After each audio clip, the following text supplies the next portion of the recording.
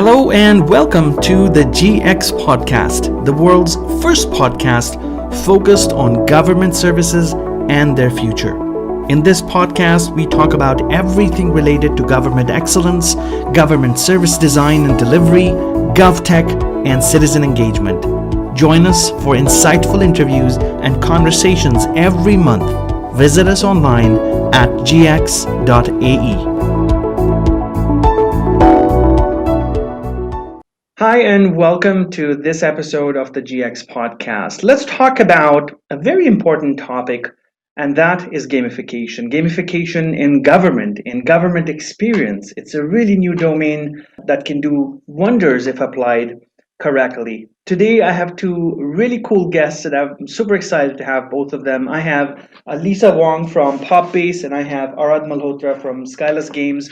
Both are younger than me, and hopefully they can shed a lot of light on this topic. More than that, they're both deeply engaged into experience design, game design, and come with a ton of experience that can help us understand the role of gamification in governments. Lisa and Arad, both of you are welcome. So let's do this. Let's do an open, heart-to-heart talk about governments, which is a little bit difficult to do, but let's talk about the role of gamification in the world today. Let's talk about where are we with gamification in a consumer world, perhaps, and what does that look like today? Lisa, why don't you start? So I think that games come specifically from video games, so that's how I think about it. But games in general are becoming so much more a part of, like, it's normalized pop culture, right? There's now television, there's film, there's books, there's games. And I think that's actually quite new. I think that really in the last maybe 10, 15 years, that's become just its own language and its own space. So learning how to speak that language, learning what its advantages are over books or traditional media, I think is going to be really important to communicating anything in the future. That makes perfect sense because we see gamification picking up. There's game platforms have done really, really well. Let's say over the last 2 decades. I still remember when I was younger, and it was the early days of PC gamification. And I grew up in the decade and the age where we had arcades and we had games and we had to go to those arcades to play games. But now that has completely changed. Arad, you are an active professional within the gaming industry. Tell me your perspective. Absolutely, Ian. So first things first, let me start off with a clarification on that buzzword gamification, because it's a little bit of a misnomer these days. Gamification in itself means applying game-like or video game-like elements to non-game applications. It's not the same as a full end-to-end video game experience. So let me start off with that. And then to Lisa's point, I think especially in the last 10 or 15 years, people are very quickly realizing that video games have penetrated the mainstream so much more than almost any other form of media. What people don't realize is that the statistics are almost mind-blowing. On an average across the world, there are over 3 billion people who play video games. That's very close to the total amount of smartphones in the world. And over 21 billion hours are clocked in by people playing video games. And this is still a slightly older statistic. Just imagine. So that's 7 hours average per person, with almost close to half the world's population playing games. So I think when we talk about games as entertainment mediums and gamification, we need to make a distinction. And what's interesting is, and what's powerful, is using that leverage, using that time that is being used to play entertainment games, and then seeing how this concept of gamification can take this addiction to this positive medium and be used for something good. So I always look at video games as a medium, and I think we've never been in a better place where we are in the world today to be able to create positive behavior using that. So to clarify, Arad, we're talking about gamification as a tool to perhaps, let's talk about these: satisfaction, entertainment, distracting yourself, maybe achieving some results, maybe getting to do things. So there's many different applications of perhaps that word gamification that you shared. And I believe, and based on what you and Lisa said, it's about maybe influencing what people do and the behavior that people have to reach to an outcome, as opposed to an actual game, which may employ some of those techniques to engage people and to immerse them. Is that correct? So just to clarify that, Ian, I think both are extremely powerful. So gamification is usually the first step to basically games. Think about it this way. Let me try and simplify it so that we don't go into too much jargon. If you were, let's say, to do something on an app or try and accomplish certain goals, gamification means that by adding a few different things like adding high scores to it or basically giving you in-game or in-app challenges, it's motivating you to do that in a much more fun way than just going ahead and taking the action. That's what gamification is. However, what in my opinion is even more powerful is that, hey, in order to basically do this action, you're just playing a video game. So you're engaged in a virtual environment and that action is happening automatically. Just to give you an example, let's say that you had to go for a bunch of different doctor visits.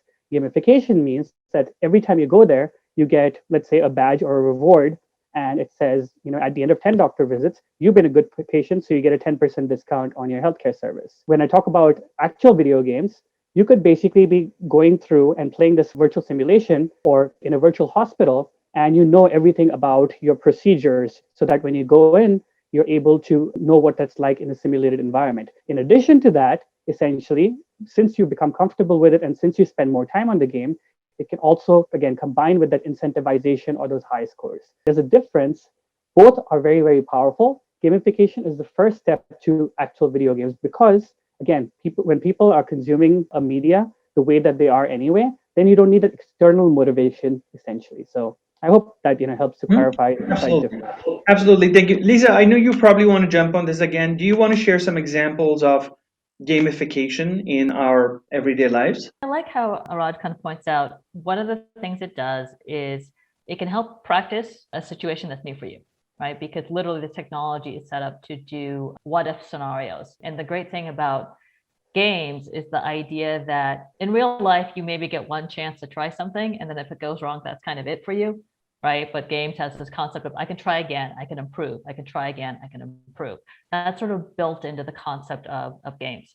So you can think of multiple scenarios, whether it's like you're trying to minimize the stress of a situation, like I've never been to this hospital before, I've never had to go through this bureaucracy before, like any kind of training situation, right? Where it is not as embarrassing to fail when you're practicing something and the thing that is training you doesn't really have opinions, versus a human being whom you're afraid you will look bad in front of.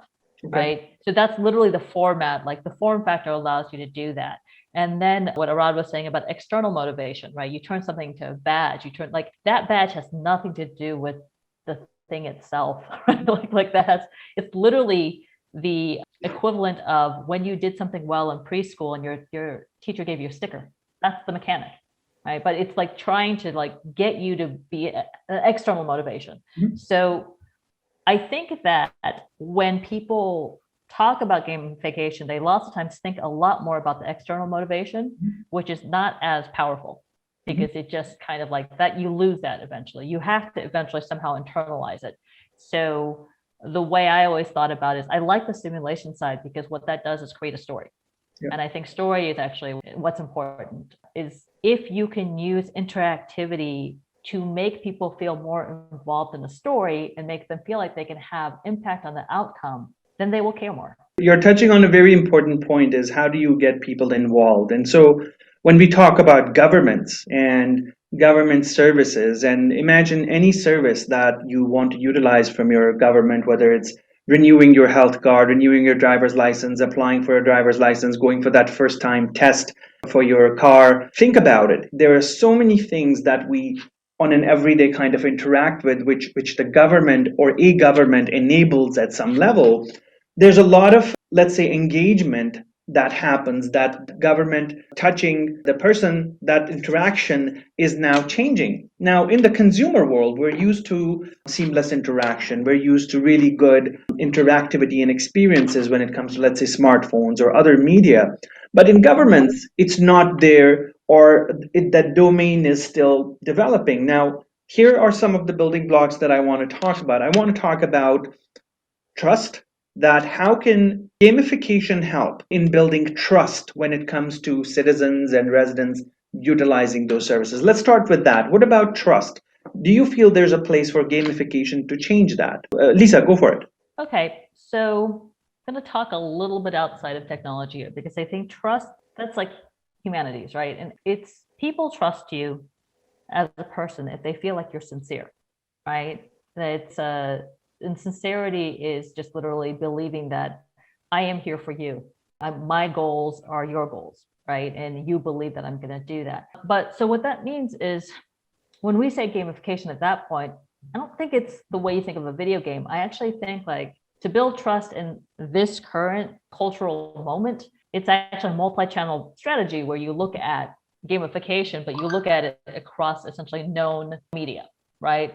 Like TikTok essentially gamifies videos, right? Yeah. If you wanted kids today to trust more what they saw, if a game comes directly from a government, no. I also want to clarify. So here's an example of where we perhaps could gamification within governments could be applicable. Think about applying for a service and the fact that you might have to fill up a form, a really long form with tens of different fields. Is there an opportunity for us to present that moment to the person who needs to fill up that form, and so that it seems faster, it seems quicker? That's what we're talking about in terms of gamification. Yes, there's always a way to make the gathering of information less painful, right?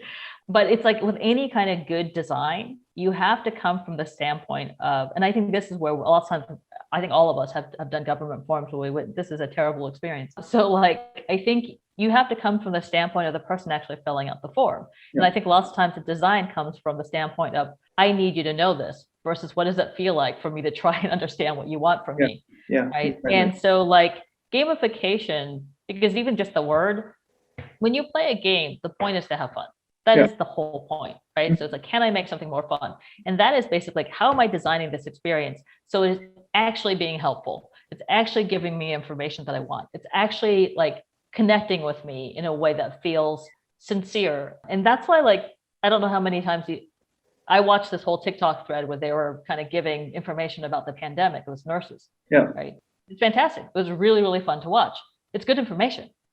And what were they doing? It's literally how they said it. They made it not scary. They sounded like a real person. Yeah. And so you can design an experience like that. You can have gamification along certain markers so that if you kind of reach a certain point, there is some kind of feedback saying, congratulations, you did this, there's a whole bunch of different things that Arad can probably do.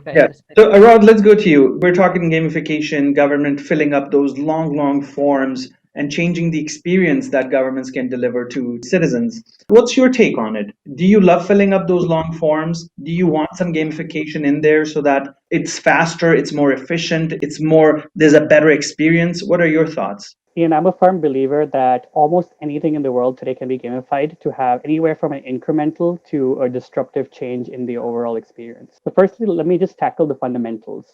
There are two different sides when it comes to government gamification. One is, hey, I have something very compulsory to do, which you can get without. So if it was filling out a form for a driving license, you have to do it, irrespective of whether you like it or not.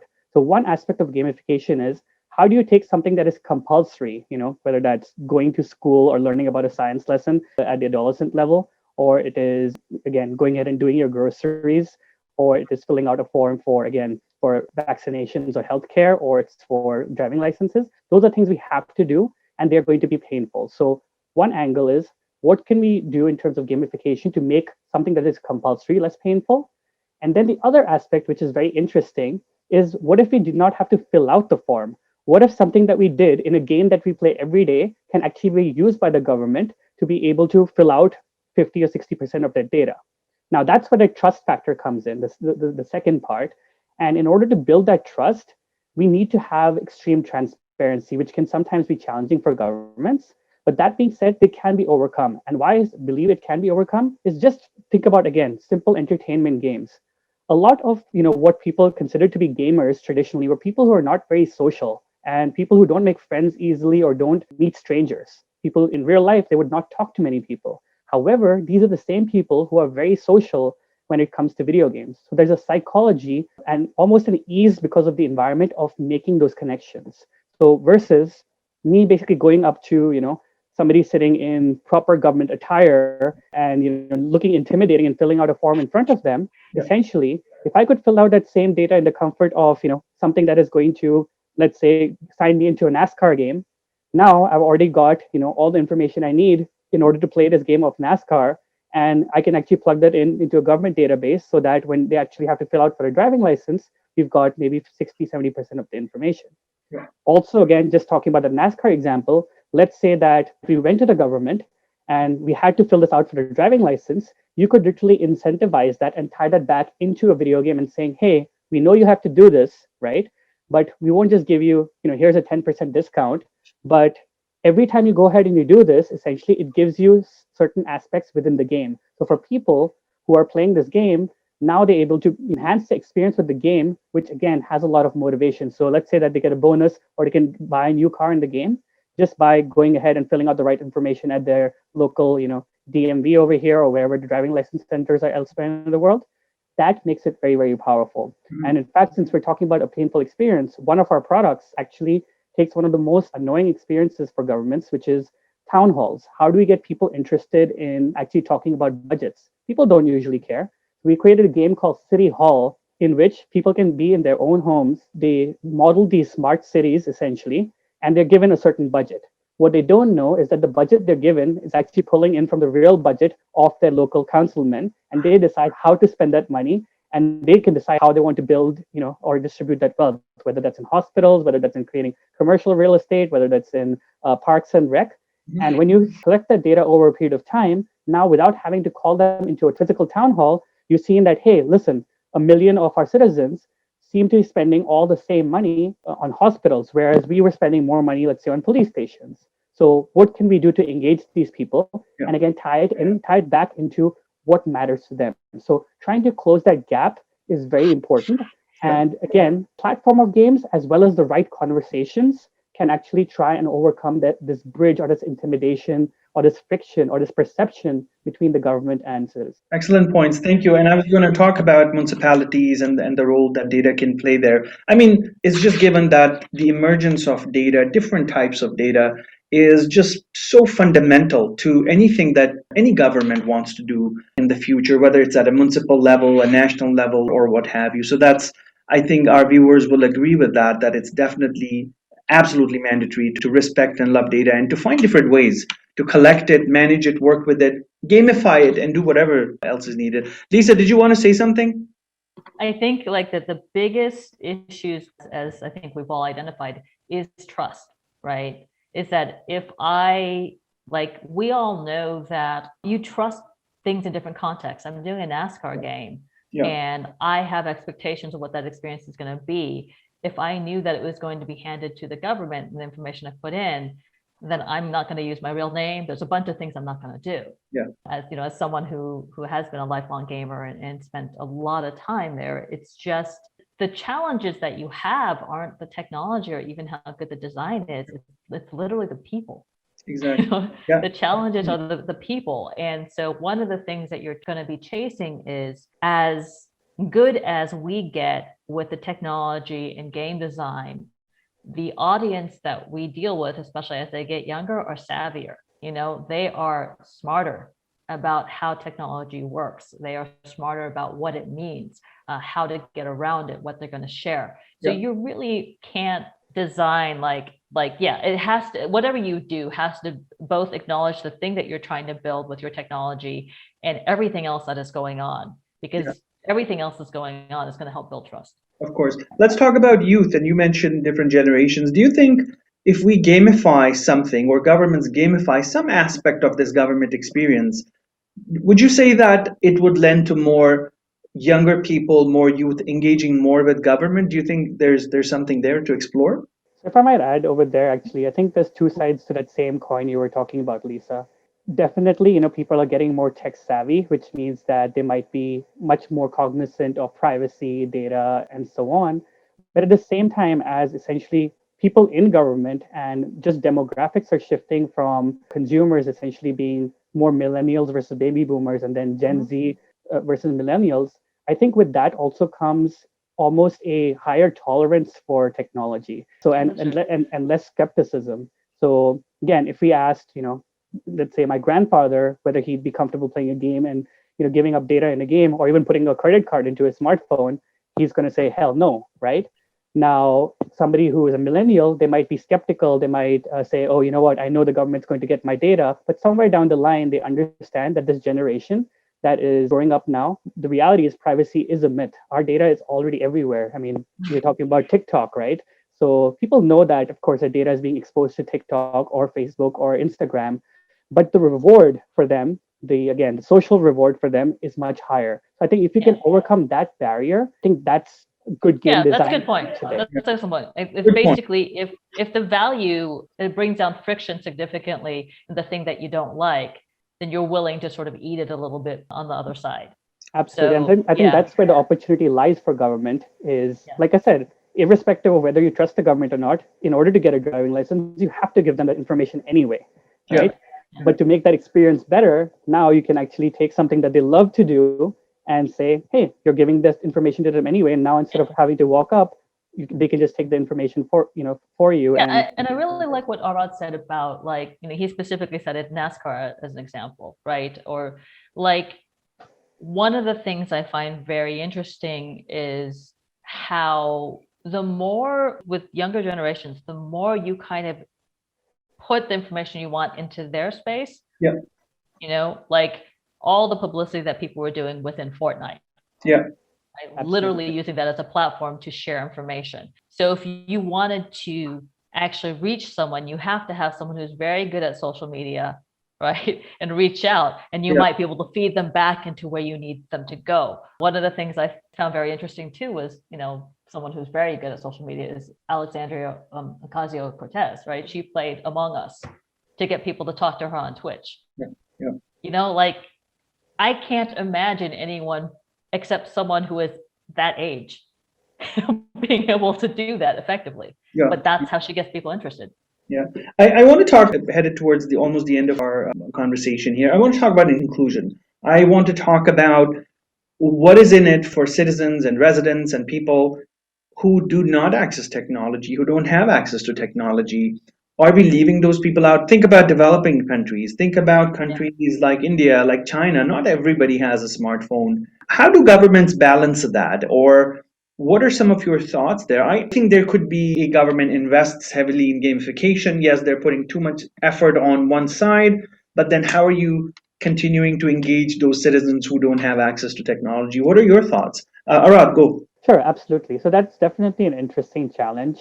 But the reality is, again, we're at the cusp of where sooner rather than later, and especially at almost an exponential magnitude, almost everybody of every social class is getting exposed to technology. I mean, India and parts of Africa are a fine example where they almost skipped an entire generation of computers and the internet. But essentially, even people in the poorest villages now have access to a smartphone and to low cost to free data plans. Yeah. So I think in terms of forward looking, essentially there's absolutely gain and gain when it comes to investing in trying to engage these people. That being said, gamification, as Lisa's been saying since the beginning, is not necessarily restricted only to video games. It could go beyond to other forms of media, or even again simple phones, non-smartphones, which again are getting less and less in number. We could actually create experiences around that. So when we talk about design, it's not just about having a fancy video game character or having music. It's all down to human psychology. So you could basically have, let's say, promotions or things that are SMS based that can basically help in creating a reward system for them to be able to, let's say, go ahead and sign up for their national IDs, as an example, right? Or to apply for citizenship. So there's definitely ways where the psychology of gamification can be used on, I guess, more traditional media / former forms of media to be able to create essentially better experiences than a standard experience. Okay. But that being said, if we invest today essentially in, again, this game-based technology, we're going to see 10 times more benefits in the near future. Governments like the UAE are fine examples of that, who, again, of course, working with a smaller overall population, are able to, again, see some of those results when it comes to adopting things like virtual reality or augmented reality, which, don't get me wrong, again, those are great buzzwords, they're great technologies, but the reality is we don't see everybody in the world walking around with a headset today. Mm-hmm. That being said, that number is going to grow continuously, and that can be used for, again, training government employees. Like, we have a game that helps governments fight corruption, for example, so anti-corruption investigation. We could take that, or basically inclusion sensitivity training or anti-bias training as as examples within the government, and then externally essentially again leverage on what might happen in the future to create almost breaking down the borders, because again video games have no borders, and some of these concepts we can pretty much overcome just by investing now so we can see those benefits in the near future. Yeah. Now, last point, what about ethics? Where do ethics come in? Now, gamification has a lot to do with dopamine release, right? This huge connection between, hey, getting people to behave in a certain way or getting them hooked to doing something in different cases, in this different circumstances, whether it's social media or what have you. Lisa, what's your take on ethics? Where should governments kind of say, hey, no, this is going beyond what it should be? Or what are your thoughts? I think that's a great question. And I think that you have to be intentional about what you're doing, and you have to understand like what is the goal of what you're trying to do with the mechanic that you're using, right? And if it is, hey, you're using this thing, it's sticky, it's going to make people come back. But the thing that they get hooked on is they get hooked on wanting to learn the information that they need to learn. Maybe that's health and safety, whatever. That's not bad. If they get hooked on that, right, get hooked on promoting something, or they're only there to get the free sticker, then that's a problem, because that's a misalignment of the goals of gamification, right? They're not there to do the thing, they're there to get the sticker, and you've kind of messed with your point when you were doing your thing. So I think like the more that we are intentional about why we're doing the things we're doing, and I think that for, my company does generic tools, right? We're doing a platform tools for games. We don't really control the content, right? That's not what we're about. What Arad is doing is very targeted, right? So I don't think his thing is going to be, you're trying to get from here to here. Yeah. Right. So like, it really is like, how intentional are you being about design? Yeah. And yeah.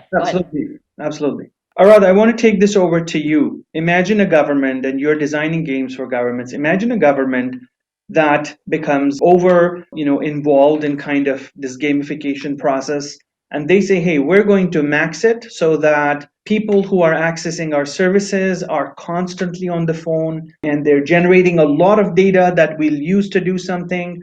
And that's going to be potentially a healthcare crisis going forward in time, right? That's going to impact people's health. That's going to maybe create addictive behaviors, maybe create an inefficient society because everybody's glued and hooked on to something else. What are your thoughts as a designer of games? Absolutely. And so again, you bring up a very, very interesting topic. This is a dilemma that we had to face since day one when we started the company and decided to be only focused around social impact video games. We had a lot of opportunities to jump into the entertainment space, make a lot more capital, and basically get people addicted to, again, content, which again may not be bad or good, but it's just purely entertainment content. But we took a stand and we said we will only take projects which actually have that intention, like Lisa was saying, of learning something positive or good. So coming back to your specific scenario, honestly, this is the unfortunate truth, is that you're talking about dopamine. We will always find as human beings different ways to form dopamine. And whether you like it or not, people are going to play games, more people are going to play games, and more people are going to get addicted to games. Similar to whether it's gambling, whether it is any other form of addiction that we talk about. So that is not going to get reversed. We're not going to spend less time on a screen. We're not going to spend less time or more time cutting away from technology. Unfortunately, that boat has already sailed. Your kids are going to have the same amount of screen time or more screen time. In fact, there's a very funny story where a 2-year-old girl, she's given a smartphone and she knows how to swipe, to open up the Apple phone. And then she's basically swiping through, pictures and going through. And then her mom takes the smartphone away and gives her a magazine. And she starts swiping the magazine and waiting for the image to change, and it's not changing. Yeah. So unfortunately, that's the world we're in today. And the stand that we've taken is, listen, we know this stuff is addictive and can be very powerfully addictive. So why don't we actually use that same psychology to get them addicted to something good, to actually make them learn something, and beyond just learning something, create real impact. So for example, if you get addicted to a game of mine and it's just for fun, it's just to collect a sticker, every time you collect that sticker, even though your motivation might be to collect a sticker, every sticker that is bought goes to buying real vaccinations in parts of India for children. So even if your goal as a game player is wrong, there's ways to convert the results of that into something concrete and positive. Of Yep. course, the ideal scenario is what Lisa is saying, is that it's positive for the player themselves as well as for the back end. So just to succinctly answer your final question there, I would ensure, and again, this is kind of coming back a full circle, if the government were able to provide real value back that is at a higher threshold than basically the amount of information people are putting in, I'd be all ears, and I would basically try and ensure that happens successfully and they reach the maximum amount of people. If the government comes up to me and says, hey, this is all just about collecting data, and it's a selfish motivation to have all of this data, but it's being used negatively and not to provide back to the citizen something concrete, something good, I would definitely question that, and I would turn it down like I have done in the past. So Thank you. Thanks, Arad. Hey, thank you both for your time and sharing your thoughts. I think obviously this is just an area that's still very premature, gamification in governments, but I think our viewers will find today's episode really informative and help them think in the right direction. We're talking about ethics. There's definitely accountability and health and other issues, social, economic, and other type of issues that are going to come up. So I think we need dialogue more than anything else and to come together. And that's what the GX platform is all about, is to help create and enable government experiences across the world and to kind of figure out the template of excellence that any government can use. So that's the GX program by the government of the UAE. More information is available at gx.ae. Lisa and Arad, thank you both for your time, your energy and enthusiasm and knowledge on this area. Thank you so much, and you folks take care. thank you so much, Thank Ian. you. It's been a pleasure. Okay, thanks. Bye-bye.